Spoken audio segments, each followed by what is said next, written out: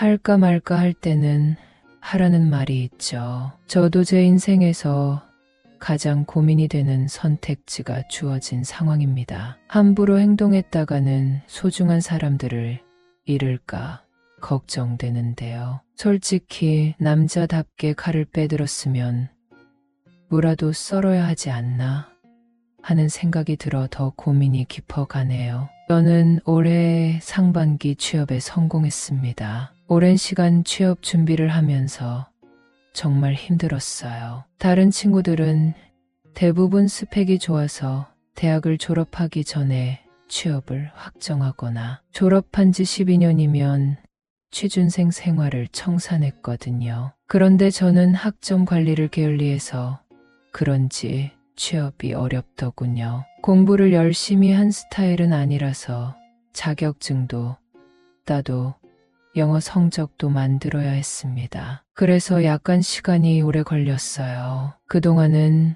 아르바이트를 하면서 작은 고시원에 살면서 죽기 살기로 취업에 매달렸습니다. 제 나이도 30이 가까워져 오는데 취업이 어렵다는 걸 몸으로 부딪히고 있으니 더 힘들더군요. 돈을 모으기는커녕 생활이 힘들 때마다 야금야금 대출까지 받았고요. 처음으로 합격했다는 이야기를 들었을 때는 정말 행복했습니다. 이제 더 이상 제 인생에 힘든 일은 없을 줄 알았어요. 하지만 회사 쪽으로 이동하니 딱히 지낼 만한 곳이 없더라고요. 집값도 비싸고 고시원은 변변찮은 곳밖에 없고 취업을 하고도 모은 돈이 하나 없으니 제대로 된 방 하나 구할 수가 없었습니다. 친구들이 취업에 성공한 것을 축하한다며 저더러 술을 사라고 했어요. 물론 말만 그렇게 했고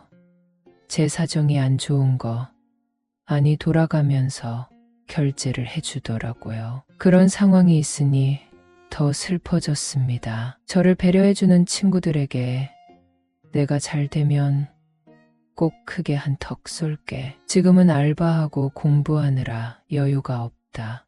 미안 하고 사과했어요. 친구들은 절 더러 괜찮다고 취준생 생활 오래 하는 게 어떤 건지 안다고 위로해 주었고요. 그래도 취업에 성공하고 마음 편하게 친구들과 만날 수 있다는 것조차 행복했습니다. 염치 없긴 하지만 나중에 친구들에게는 맛있는 밥, 술, 뭐든지 잔뜩 사겠다고 다짐하며 편하게 놀았어요. 오랜만에 새벽까지 술을 들이부으니 필름이 끊겼더군요. 눈을 뜨니 낯선 천장이 보였습니다. 몇 년 동안 계속 봐오던 고시원이 아니라는 걸 알고 벌떡 일어났어요. 주변을 둘러보니 그냥 가정집인 것 같더군요. 실수로라도 모르는 사람과 기억도 안 나는 시간을 보낸 건 아닌 것 같아서 다행이었습니다. 방 주인은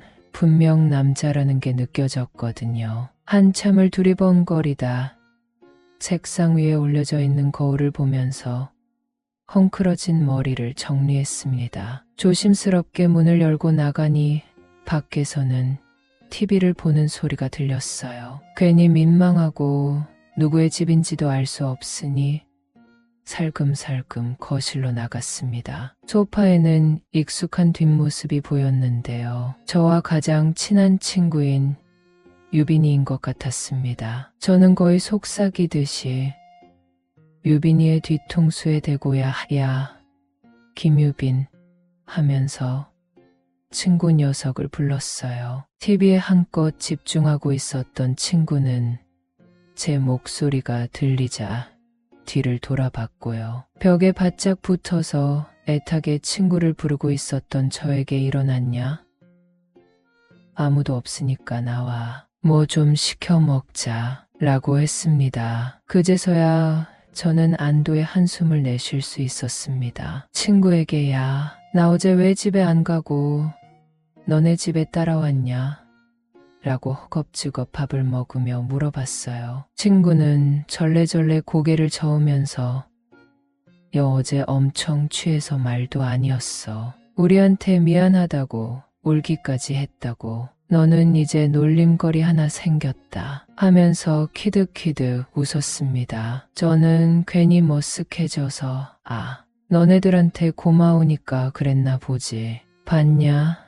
내 진심 하면서 장난스럽게 받아쳤고요. 유빈이는 밥이나 먹으라며 저를 타박했어요. 밥을 먹고 한참 TV를 보고 있다가 이제는 가야 할 것 같더라고요. 슬슬 해가 저물어 가고 있는 시간이어서 유빈이네 가족들이 돌아올 것 같았거든요. 제가 간다고 하자 유빈이는 갑자기 저를 잡으며 할 날이 있다고 잠시 앉아보라고 했습니다. 갑자기 할 말이 생겼다니 저는 솔직히 긴장도 되고 걱정도 되기 시작했어요. 한 번도 저에게 이렇게까지 진지하게 군 적이 없었던 친구였거든요. 제가 무슨 실수라도 했나?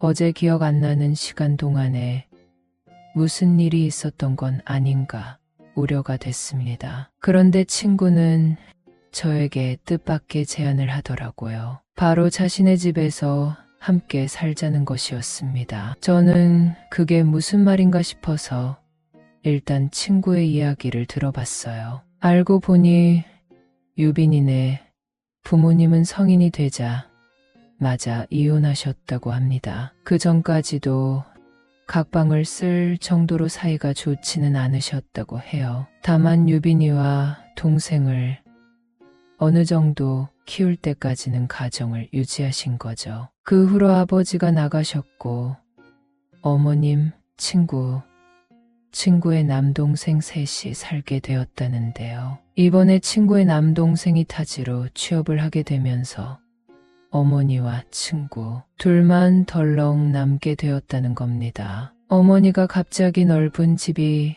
비어버리니 적적해 하신다고 했어요. 그러면서 절더러 그냥 생활비만 좀 내면서 살아. 나도 어머니가 워낙 외로워하시고 너도 이 근처가 회사라며 서로 윈윈 아니냐?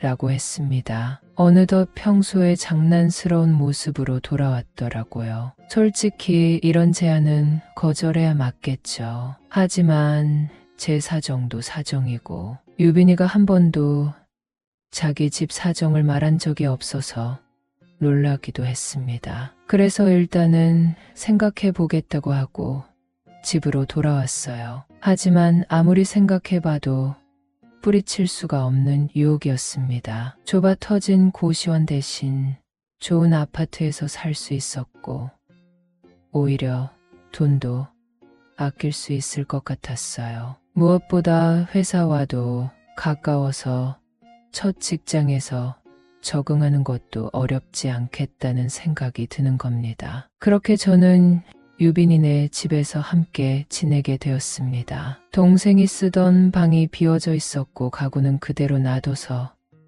제가 그곳을 쓰면 되었어요. 유빈이네 어머니도 제가 들어와 같이 저녁을 먹고 TV를 보고 시간을 보내니 그제서야 환하게 웃으면서 이제 좀 사람 사는 집 같다 하면서 좋아하셨습니다. 저도 점점 더 그런 생활에 익숙해져 갔습니다. 친구 어머니께는 어느덧 엄마, 오늘 저녁 뭐예요?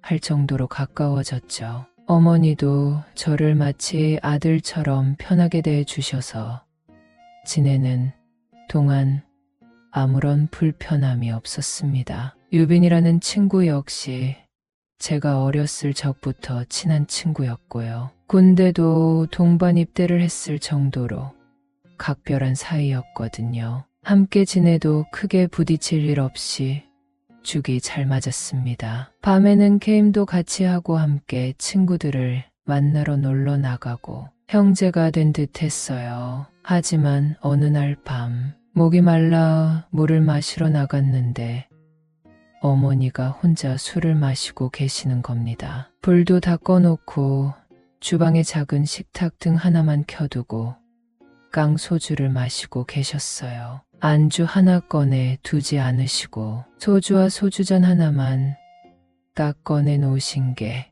걱정되더라고요. 그냥 방에 들어가기도 그렇고 걱정도 되어서 어머니 앞에 소주잔 하나를 들고 과자를 챙겨 앉았습니다. 어머니는 깊이 생각에 잠기신 듯 하다가 저를 보고 깜짝 놀라셨는데요. 유빈이는 철야 작업을 해서 아직 집에 안 왔고 저는 퇴근하자마자 피곤해서 옷만 갈아 입은 채 그대로 골아 떨어져서 집에 있는 줄 모르셨나 봐요. 사람이 없는 줄 알고 늦게 들어오셔서 술 한 잔을 하고 계시는 모양이었습니다. 제가 무슨 일이냐 묻자 어머니는 거듭 아니라고 손사래만 치셨어요. 제가 어머니께 이러시면 서운해요. 고민 있으면 저한테 털어놓으세요. 아들한테는 말 못하는 것도 저한텐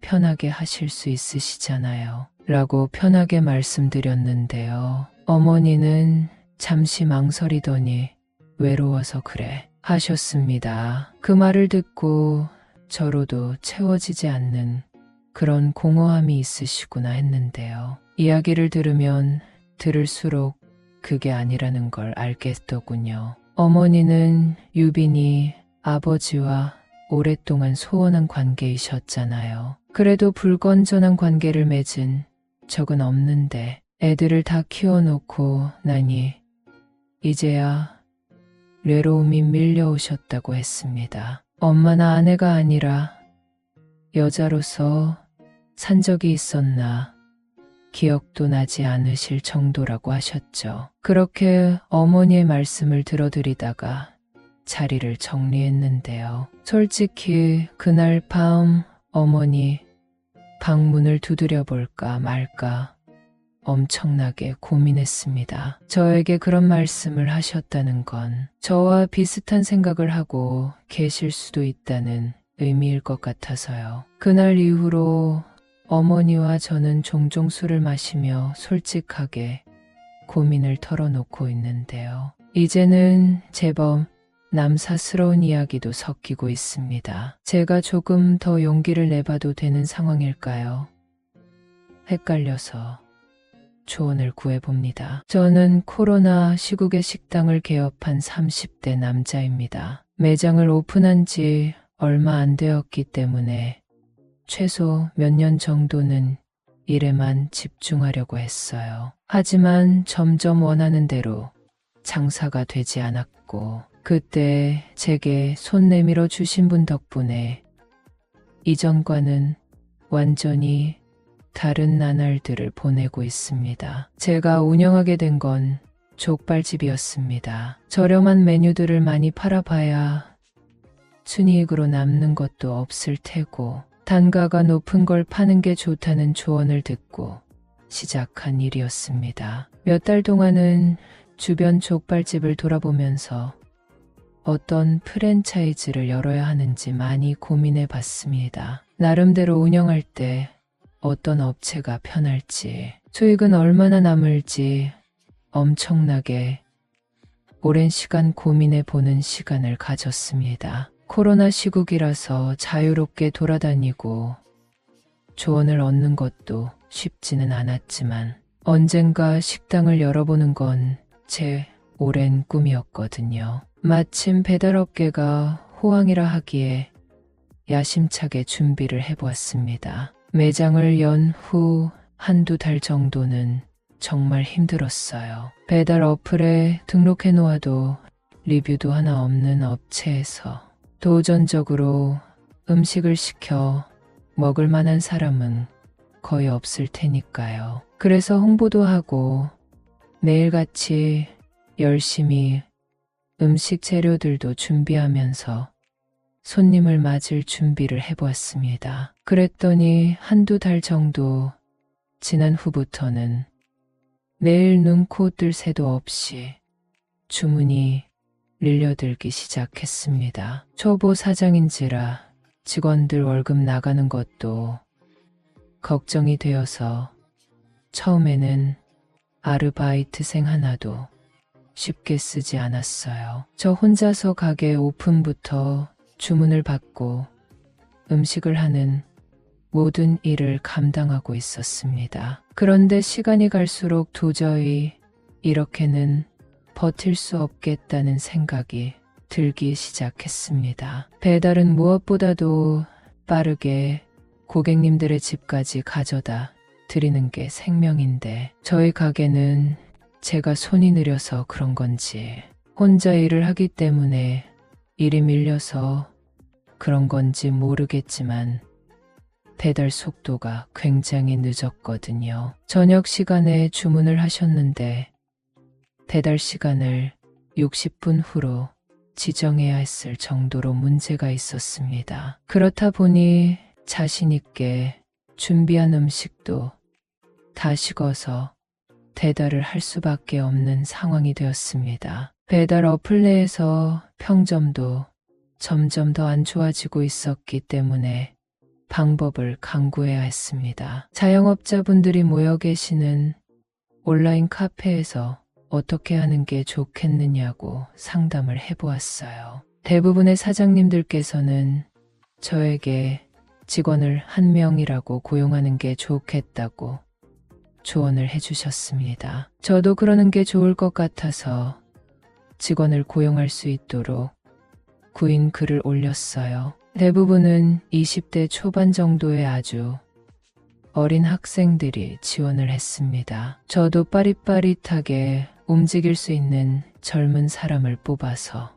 함께 가게를 운영해보는 게 낫지 않을까 생각도 해보았는데요. 의외로 먼저 장사를 시작하셨던 선배님들께서 요즘 젊은 학생들은 그렇게 열심히 하려고 하지 않는다. 딱 자기 몫만 하고 가려고 한다. 라고 하면서 저를 만류했습니다. 솔직히 제 상식선에는 나이가 있으신 분들을 고용하면 행동도 느리고 답답한 부분이 많지 않을까 싶었어요. 아무래도 제가 30대 초반으로 젊은 편이기 때문에 편하게 이것저것 시키기에도 불편함이 따르지 않을까 싶었고요. 하지만 이미 장사를 하고 계시는 선배님들이 한번 믿고 써보라고 하도 성화였던 탓에 구인구직 이력서가 들어왔던 분 중에서 한 아주머니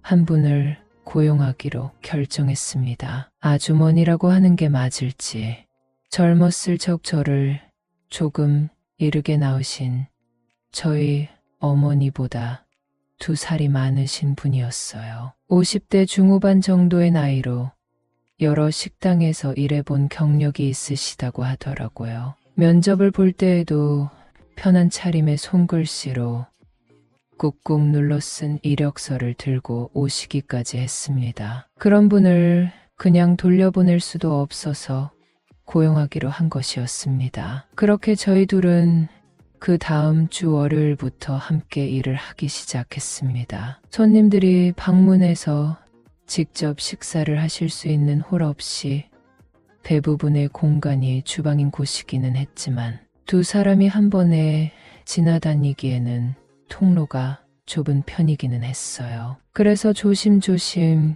이동하는 방향이 같지 않도록 신경을 썼습니다. 아주머니께서도 아직까지는 젊은 사장인 제가 어색한 건지 거의 입을 꾹 다문 채로 일을 하셨어요. 정말 다행이었던 건 아주머니께서 제가 예상했던 것보다 훨씬 더 주방 일을 잘 보시는 분이었다는 것이었습니다. 제가 하려면 1시간 반은 걸렸을 만한 재료 준비도 출근하셔서 30분만 손대주시면 금방 해결이 될 정도였고요. 매일 장사를 마치고 청소를 하려고 보면 엉망이 되어 한숨만 나왔던 주방도 중간중간 정리를 해주셔서 매우 깔끔했습니다. 직원 한 명을 고용한 게 아니라 2~3명 정도는 달라붙어 있는 것처럼 든든했어요. 그제서야 아주머니께서 여러 식당에서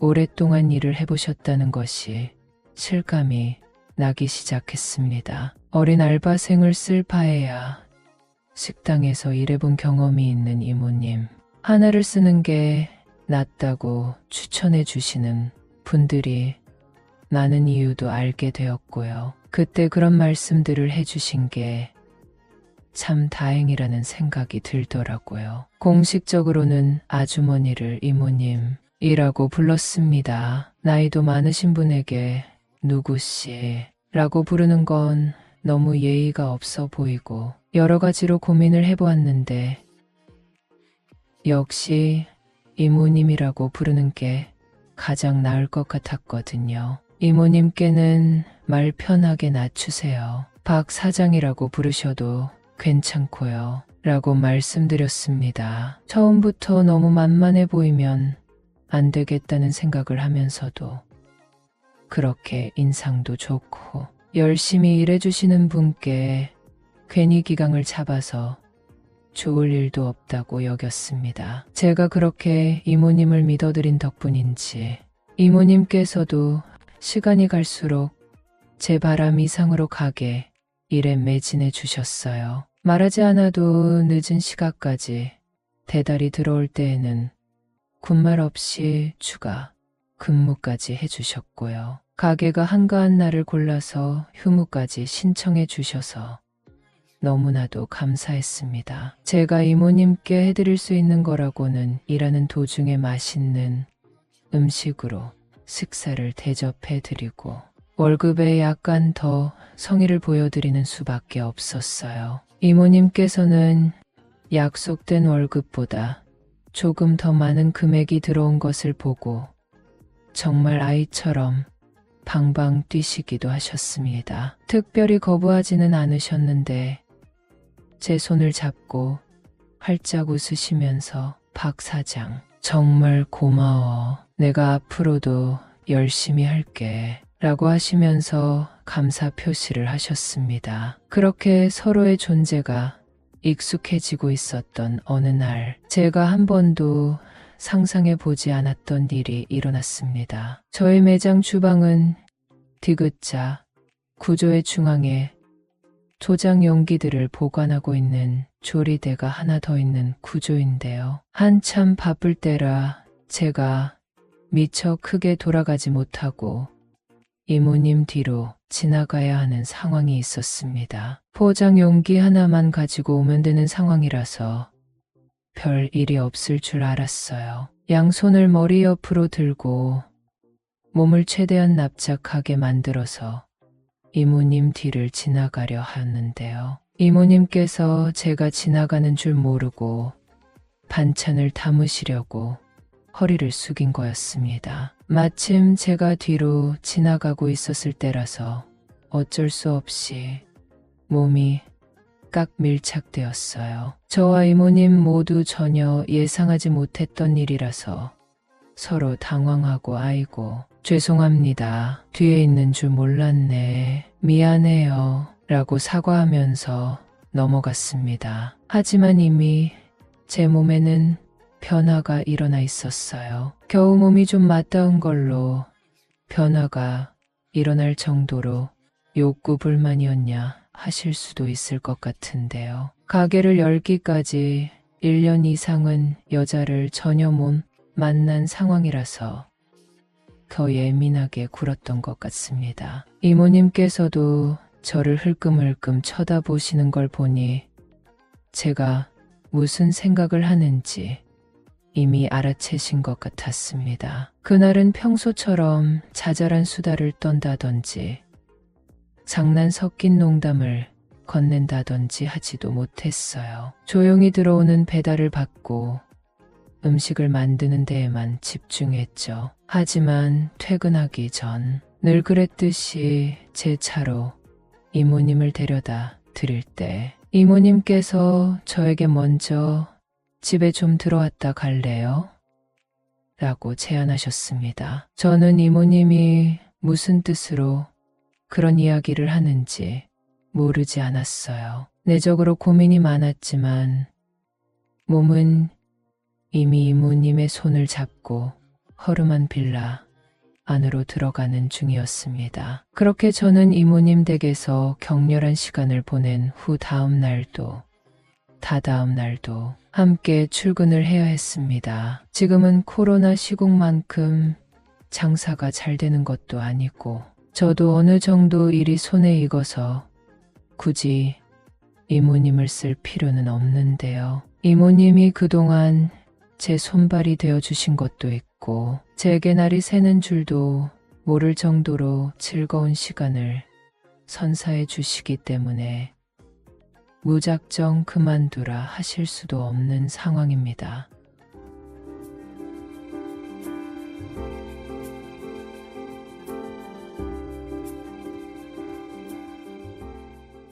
안녕하세요.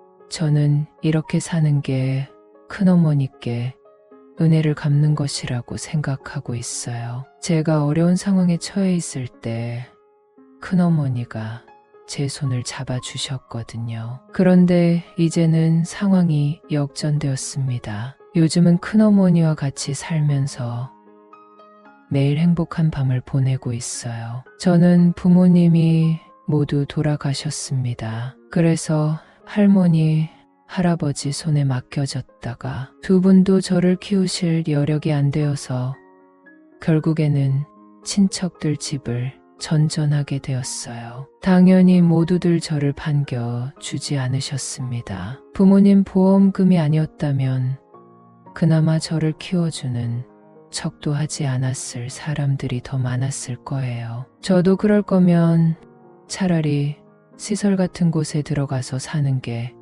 훨씬 나았을 거라는 생각이 들 정도였습니다. 머리가 어느 정도 크고 나서는 혼자 살고 싶어서 강도 구해보고 이것저것 참 많이도 노력했었습니다. 그때는 공부도 제대로 하지 못하고 사는 데에 급급해서 아르바이트도 하고 나름대로 허리띠를 졸라매며 살았습니다. 그러다가 저에게 관심을 가져주셨던 분이 저희 큰어머니입니다. 큰아버지 역시 병으로 돌아가신 상황이라 사실 저희 친가와는 남아있는 인연이 거의 없다고 보아도 무방하실 정도였습니다. 그런데 큰어머니가 저에게 관심을 가져주시고 또 많이도 도와주셨습니다. 제가 나름대로 혼자 살만한 조그만 방을 구하고 아르바이트를 시작했을 때였습니다. 사실 부모님 보험금이 있었기 때문에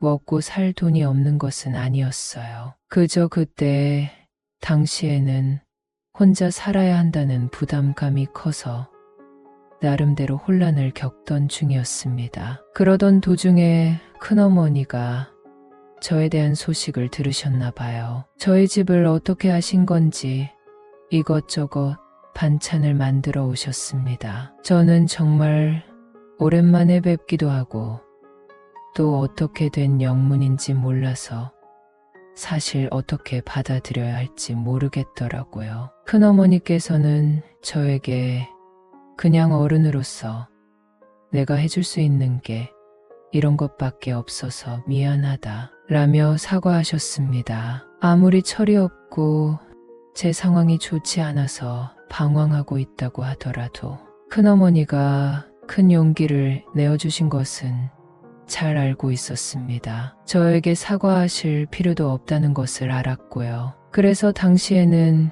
감사하다는 인사만 전했습니다. 큰어머니께서는 그런 제가 안쓰러워 보였는지 거의 매주 새로운 반찬을 가져다 주셨습니다. 제가 있을 때 집에 와서 다 비우지 못한 반찬들까지 모두 가져가 주셨어요. 그것만 해도 정말 많은 힘이 되더군요. 이제 이 세상에는 저 하나밖에 남지 않았다는 생각이 들다. 가도 집에 돌아오면 작은 냉장고를 가득 채운 반찬을 보면 살아갈 만한 힘이 나곤 했습니다. 그렇게 참 오래도 버텼어요. 그나마 성인이 되고 나니까 제가 뭘 해야 할지 정확하게 알겠더라고요. 남들보다는 조금 이르게 자원 입대를 해서 군대를 다녀왔습니다. 그 후에는 약간 늦은 나이이기는 하지만 모아뒀던 돈으로 재수학원에 다니면서 대학에 갈 준비를 했어요. 그래도 공부를 못한 편은 아니라서 나름대로 이름이 있다는 대학에도 합격할 수 있었습니다. 그러고 나니 점점 더 희망이 생겼습니다. 부모님이 모두 안 계시다고 해서 저까지 바닥에 주저앉아서 지낼 수만은 없다는 생각이 들었어요. 참 신기한 건 큰어머니께서는 제 첫 등록금도 대신해서 납부를 해주셨다는 겁니다. 사실 따지고 보면 보험금이다 뭐다 해서 더 많은 돈을 가지고 있는 건 저였을지도 몰라요. 그런데도 불구하고 대학 입학을 축하해 라는 짤막한 편지와 함께 돈을 놔두고 가셨더라고요. 그걸 보면서 참 많이도 울었습니다. 제 인생을 지켜봐 주고 응원해주는 사람이 있다는 것만으로도 열심히 달려갈 만한 원동력이 되었으니까요. 그렇게 저는 대학도 무사히 졸업하고 남들이 부러워하는 전문직 시험 합격까지 할 수 있었습니다. 공부할 때만 해도 죽도록 힘들었는데 막상 합격을 하고 보니 그렇게 제 모든 것을 쏟아부어 열심히 해보기를 잘했다는 생각이 들었어요. 그렇게 취직도 하고 적지 않은 돈도 만지다 보니까 다시 생각난 분이 큰어머니였습니다. 공부를 위해서 고시원에 틀어박혀 산 지가 몇 년이라서 연락도 뜸해졌거든요. 그래서 예전에 몇 번 따라가 보았던 큰어머니 집으로 이것저것 선물을 들고 향했습니다. 큰어머니라면 뒤늦게나마 찾아온 저를 반겨 주실 것이라는 확신이 있었거든요. 현관 초인종을 누르자 얼마 지나지 않아서 큰어머니가 나오셨습니다. 하루 종일 집에 계셨는지 다소 편안한 차림이라서 저도 놀라고 큰어머니도 놀라셨어요. 목이 늘어난 티셔츠를 입고 계셨는데 저도 모르게 침이 꼴깍 넘어갔습니다. 너무 티내는 건 예의가 아니라고 생각해서 얼른 눈을 돌리고 제가 가지고 온 선물부터 대뜸 내밀었습니다. 왜 찾아왔는지 먼저 이야기를 했어야 하는데 저도 참 모자라죠. 큰어머니도 연락도 없이 찾아온 저 때문에 깜짝 놀라셨던 것 같았지만 다행스럽게도 집 안으로 저를 들여주셨습니다. 오랜만에 찾아뵌 큰어머니는 그동안 나이가 많이 드셨더라고요. 당시만 해도 어렵게 사신다고는 생각하지 못했는데 지금 보니 형편이 영 넉넉하지는 않으시다는 것이 느껴졌습니다. 그걸 보니 괜시리 더욱 죄송한 마음이 들기 시작했습니다. 저는 큰어머니께서 안내해 주셨던 식탁에 마주 앉아서 그동안 어떻게 지냈는지 이야기를 해드렸습니다. 큰어머니께서는 제가 합격까지 하고 막 취업해 일을 시작했다는 것을 듣고 뛸 것처럼 기뻐하셨어요. 저에게 다가와 자기 일처럼 기뻐하며 안아주셨는데 어쩐지 마음이 뭉클했습니다. 이렇게 저를 응원해 주시는데 저는 지금까지 사는 게 바빠서 큰어머니의 사정을 한번 뒤돌아보지도 않고 살았다는 것에 죄책감이 느껴졌어요. 그래서 이제라도 큰어머니를 들여다보아야 하겠다는 생각이 들기 시작했습니다. 그래서 그날 이후로도 자주 생각날 때마다 큰어머니 집에 들렀어요. 큰어머니 밥 얻어먹고 싶어서 왔어요. 라고 다소 뻔뻔하게 굴면서까지 말이죠. 큰어머니는 그때마다 새로 지은 따뜻한 밥을 퍼주시면서 저에게 늘 자리를 내어주셨습니다. 그런데 어느 날 큰어머니 집에 가보니 현관문이 열려있고 여러 켤레의 구두가 벗어져 있었습니다. 알고 보니 그동안 큰아버지가 아프셨을 때 썼던 병원비로 인해서 빚이 있었고 갚다가 몸이 아프신 이후로는 상환을 하지 못하신 모양이셨어요. 압류가 들어와서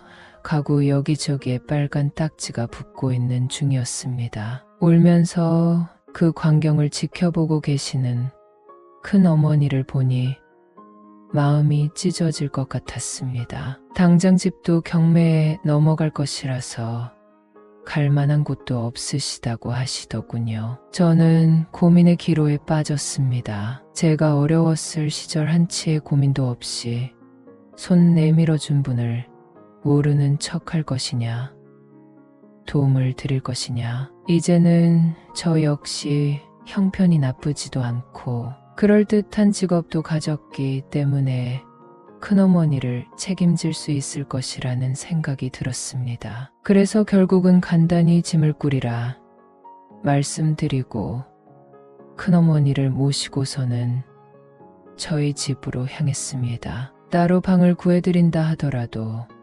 월세를 내거나 생활비를 마련할 수 있는 형편은 아닌 것 같았거든요. 그래서 저희 집에 방 하나를 쓰라고 자리를 마련해 드렸습니다. 그리고 제 카드를 하나 드리면서 저를 대신해서 살림을 좀 꾸려달라 부탁드렸죠. 제 딴에는 배려였는데 큰어머니는 부담을 느끼신 것인지 그날부터 정말 먼지 한 톨 남지도 않게 청소를 하시는가 하면 매일 빨랫감도 하나 쌓이지 않도록 신경을 써 주셨습니다. 그렇게 지낸 지가 한 달쯤 되었을 때 옷을 갈아입다가 문득 그럼 내 옷가지들을 모두 큰어머니가 정리해주고 계시다는 건데 라는 생각이 들었습니다. 그렇게 생각하니 참 민망하더라고요. 그렇게 뒤늦게 알아챈 저도 너무 둔한 거죠. 그래서 다소 민망해하면서